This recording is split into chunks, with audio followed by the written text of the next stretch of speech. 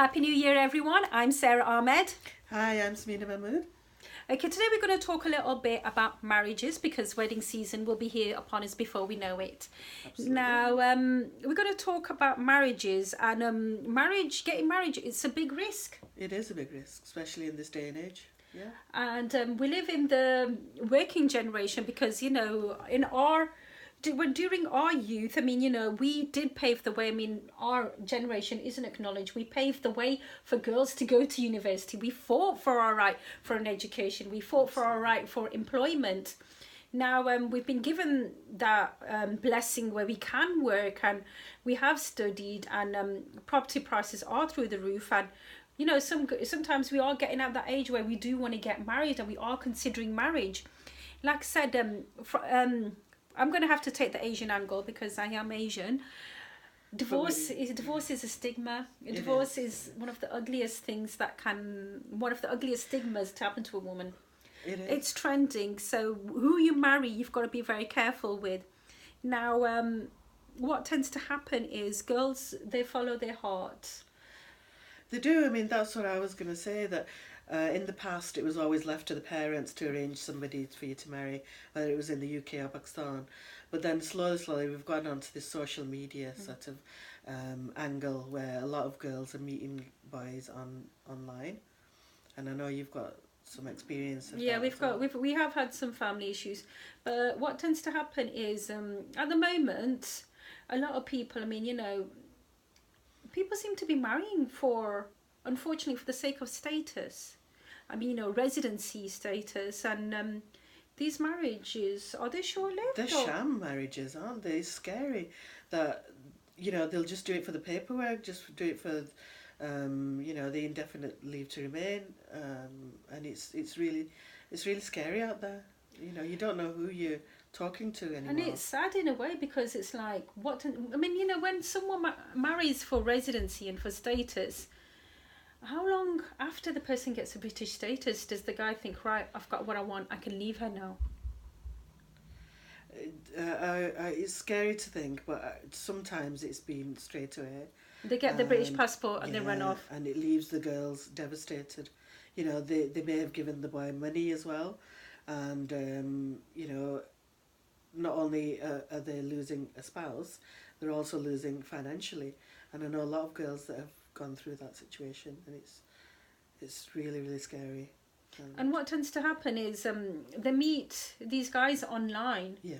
And online, we're online right now, but the online, it is nothing is what it appears to be.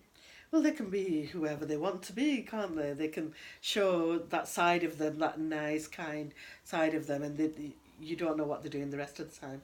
When the screen's switched off, you don't know what they're doing, where they live, basically. You don't know a lot of details about them. You don't know about the family, So getting married, passport checks, is that one of the, forget compatibility, forget education, but how important is a passport check? It is important, but I don't know how you'd go about it, though, because how are you going to convince the person to say, look, we like each other, so, who's going to be the first person to say, well, I want to see your documents, you just don't. I think that's... When you're in the early stages of a relationship, you're sort of just looking at their face and how they treat you. But with these marriages, people... it happens a lot, and a lot of women are heartbroken because, the men, they've got their papers and they've upped and left. And once a guy gets British passport, is it reversible? I know it's not reversible, especially if they're tax paying, because that's what the government looks at. They look at all the, have they got any criminal record, anything like that. If they have got a criminal record, then it can be revoked. I've heard of situations like that.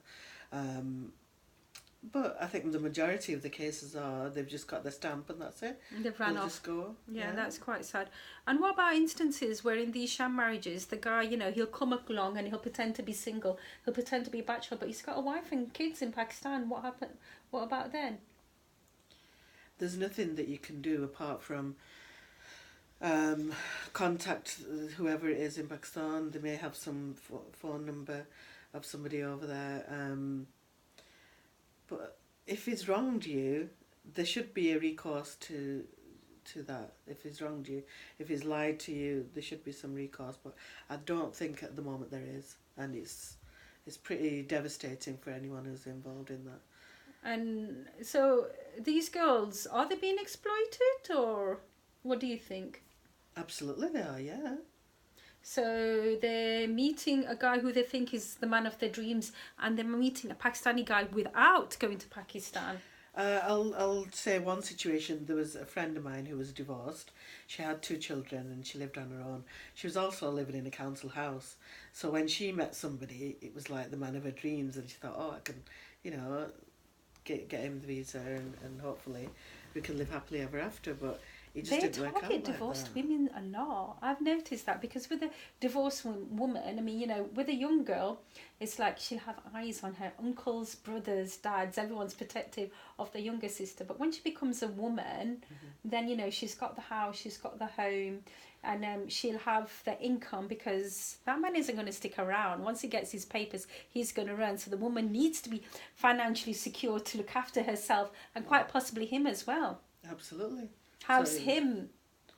I mean, the girls have to train them and teach them how to drive, and there's a lot of things that go on.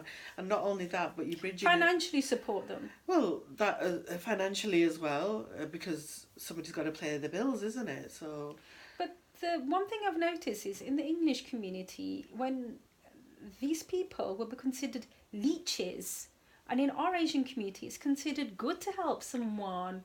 But the thing is, you're helping someone by breaking your back, and they Yeah. leave you. So that's the difference. I mean, you know, you've got to in our Asian community, it's good. You know, you've helped someone come into the country. You've got a divorce and you've got a bad name, but it's good you've helped someone. yeah, something needs to happen to show people that this is wrong. You know, you can't just use a girl for the stay. It's terrible, it's devastating, it's upsetting for the children as well, because the children have created a bond with that person as well.